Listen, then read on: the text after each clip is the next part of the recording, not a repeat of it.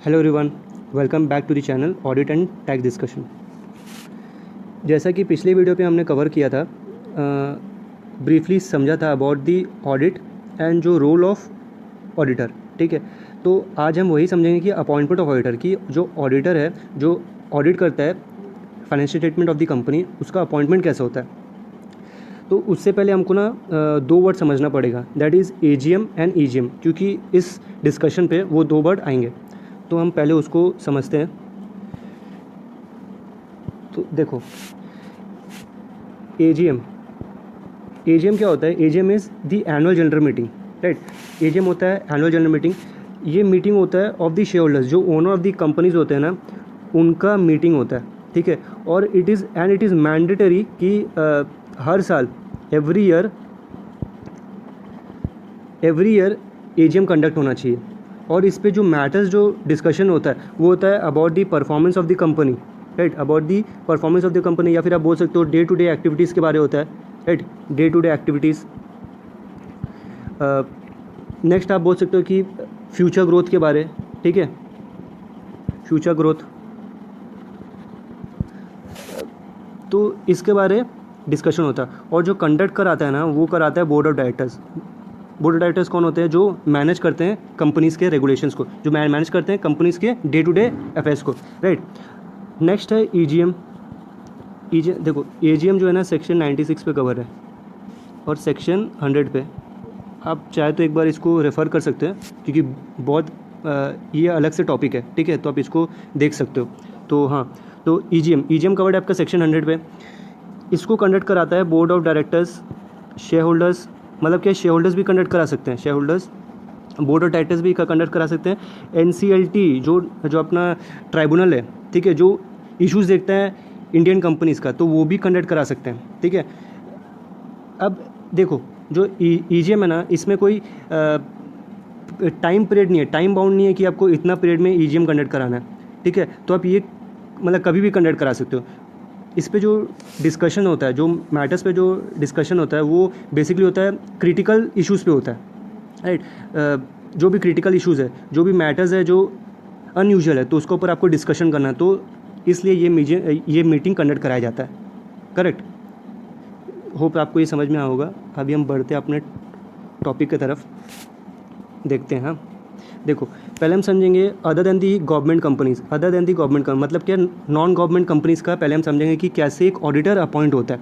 ठीक है, देखो, जो ऑडिटर अपॉइंट होता है ना, ये देखो, ये हम बात करें पहले फर्स्ट ऑडिटर का। मतलब क्या, कंपनी इनकॉर्पोरेट किया और उसका फर्स्ट ऑडिट है, इनकॉर्पोरेट करने के बाद उसका फर्स्ट ऑडिट है।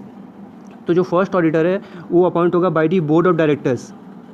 जो board of directors of the companies होता है वो अपॉइंट करते हैं विद इन 30 डेज अपॉइंट करते हैं, right. Within 30 days board of directors appoint करते हैं। अगर फेल करा, अगर बोर्ड ऑफ डायरेक्टर्स ने जो गिवन टाइम है दैट इज़ 30 डेज अगर नहीं कर पाए, तो कौन करेगा? इनको मेंबर्स करता है, मेंबर्स अपॉइंट करता है within 90 days in EGM. In कहाँ पे? इन ईजीएम पे करा जाता है। ठीक है, फिर से बोलता हूँ, फर्स्ट ऑडिटर जो अपॉइंट होता है वो अपॉइंट होता है by the board of directors with in 30 days, if fail by the members in 90 days, ठीक है, इन ईजीएम। अब जो ऑडिटर अपॉइंट होता है ना, वो होल्ड करता है अपना office till the conclusion of next AGM. मतलब क्या है, एजीएम जो नेक्स्ट एजीएम का कंडक्ट होगा उस टाइम पीरियड तक ही वो अपना ऑफिस होल्ड करता है। ठीक है, अब हम बात करते हैं सब्सिक्वेंट ऑडिट के बारे में। अब सब्सिक्वेंट ऑडिट मतलब ये नेक्स्ट ऑडिट, जो फॉलोइंग ऑडिट होता है, राइट, तो उसके बारे में हम बात करते हैं। जो फॉलोइंग ऑडिट होता है ना, उसको जो ऑडिटर है उसको अपॉइंट करा जाता है बाय दी मेंबर्स।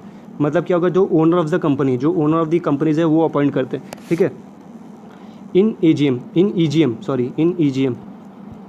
इसको भी ईजीएम पे अपॉइंट करा जाता है। ठीक है, अब जब अपॉइंट करने से पहले ना आपको सर्टेन क्राइटेरिया आपको फुलफिल करना पड़ता है। जैसे कि आपको उससे रिटन कंसेंट लेना पड़ेगा, रिटन कंसेंट। ठीक है, दूसरा आपको उससे सर्टिफिकेट लेना पड़ता है। अब सर्टिफिकेट कैसा सर्टिफिकेट की जो ऑडिटर है, जो अपॉइंट हो रहा है, वो सेक्शन 141 को कंप्लाई कर रहा है कि नहीं। देखो, जो सेक्शन 141 है ना, वो बोलता है about the qualification and disqualification of the auditor. Qualification हमको पता है कि एक चार्टर्ड अकाउंटेंट ही हो सकता है ऑडिटर, या फिर एक group of partnership firm consisting of chartered accountant, वो कर सकता है। अब जो डिसक्वालिफिकेशन है, 9 to 10 केसेस है जहाँ पे ऑडिटर अगर उस केसेस पे अगर फॉल करता है तो डिस्क्वालीफाई हो जाता है। वो कवर्ड है अंडर सेक्शन 141 के सबसेक्शन 3 पे। तो एक बार उसको देख लेना, ठीक है। तो ऑडिटर जो अपॉइंट होता है बाय दी मेंबर्स होता है इन ईजीएम, उसको सर्टेन क्राइटेरिया फुलफिल करना पड़ता है। क्या उसको रिटन कंसेंट देना पड़ता है, उसको सर्टिफिकेट देना पड़ता है, उसके बाद कंपनी उसको इन्फॉर्म कर देती है बाय गिविंग नोटिस, ठीक है। बाय गिविंग नोटिस उसको अपॉइंट कर देती है कि हाँ आप अपॉइंट हो चुके हो, ठीक है। होप ये वाला आपको पहला वाला समझ में आया होगा। नेक्स्ट हम चलते हैं हाँ गवर्नमेंट कंपनी के। अब बात आता है कि हमने पहला वाला पढ़ा कि अदर देन गवर्नमेंट कंपनीज़, अब ये है गवर्नमेंट कंपनीज़, ठीक है। समझते हैं। देखो इस केस में ना जो ऑडिटर जो अपॉइंट होता है, जो ऑडिटर अपॉइंट होता है वो अपॉइंट होता है by the controller and auditor general of India, controller and auditor general of India, ठीक है। तो जो फर्स्ट ऑडिटर है, in case of first auditor जो controller and auditor general of India जिसको हम CNAG भी बोलते हैं, वो 60 डेज़ पे अपॉइंट करता है। कितने? वो 60 डेज़ पे अपॉइंट करता है। अगर इसने फेल करा तो बोर्ड ऑफ डायरेक्टर्स अपॉइंट करता है विद इन 30 डेज़। अगर इसने भी फेल करा तो मेंबर्स करता है with in 60 days, with in next 60 days. यहाँ पे नेक्स्ट है, हाँ नेक्स्ट 30 डेज़। आफ्टर 60 डेज़ उसको 30 डेज़ का टाइम दिया जाता है आपका बोर्ड ऑफ डायरेक्टर्स को, वो अपॉइंट करता है। अगर ये भी फेल करता है तो उसको क्या नेक्स्ट 60 डेज़ का टाइम दिया जाता है, इन ईजीएम ये अपॉइंट करता है, ठीक है। और in case of subsequent auditor, अगर मैं सब्सिक्वेंट ऑडिटर की बात करूँ, मतलब क्या है नेक्स्ट ऑडिट का, इसमें controller auditor general of India करता है, इसमें अपॉइंट करता है with in 180 days from the commencement of financial year. मतलब कि हमको पता है कि फाइनेंशियल ईयर स्टार्ट होता है from the first April, from the beginning of the 1 अप्रैल, ठीक है। तो 1 अप्रैल से लेके 180 डेज़, ठीक है, आपको उसके विद इन आपको एक ऑडिटर अपॉइंट कर लेना है, ठीक है, उसके विद इन आपको अपॉइंट कर लेना। अब देखो ये इस दोनों ही केस में ना जो ऑडिटर अपॉइंट होगा वो होल्ड करेगा अपना जो office till the conclusion of next AGM, next annual general meeting तक ही वो होल्ड करता है। Whereas in case of other than government companies का फर्स्ट ऑडिटर का हमने समझा कि वो कितना टाइम पीरियड होल्ड करता है, नेक्स्ट AGM के लिए। अब जहाँ सब्सिक्वेंट ऑडिटर का बात करते हैं, सब्सिक्वेंट ऑडिटर का ना ये होल्ड करता है for the period of 5 years. मतलब क्या है, till the conclusion of 6th AGM, 5 साल के लिए एक ऑडिटर अपॉइंट हो जाता है। मैं यहाँ इंडिविजुअल ऑडिटर के लिए बात कर रहा हूँ। अगर आप पार्टनरशिप फर्म का अगर बात करो, वो अपॉइंट होता है for the period of 10 years, 1 tenure equals to 5 years. तो मतलब क्या, अगर 2 tenure के लिए अपॉइंट होता है in case of partnership firm, correct. In case of individual 5 years के लिए अपॉइंट होता है, ठीक है। तो आप एक बार इसको फिर से रेफ़र कर सकते हो, ठीक है।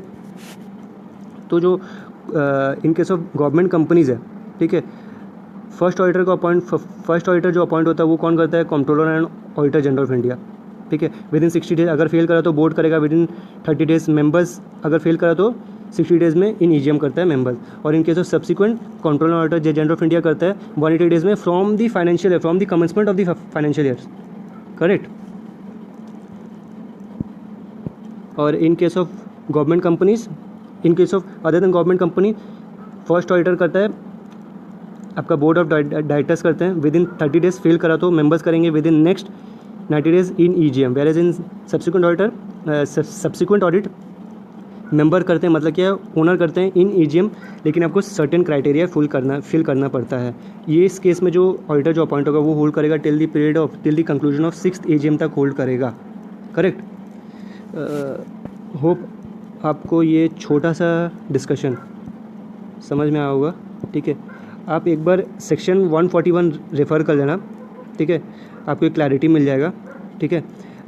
अगर मैं 141(3) का अगर कुछ केसेस में अगर मैं आपको बोलूँ तो जैसा कि हमको पता है कि ऑडिटर को ना इंडिपेंडेंट होना चाहिए। मतलब क्या, वो कोई इंटरनल बंदा नहीं हो सकता है।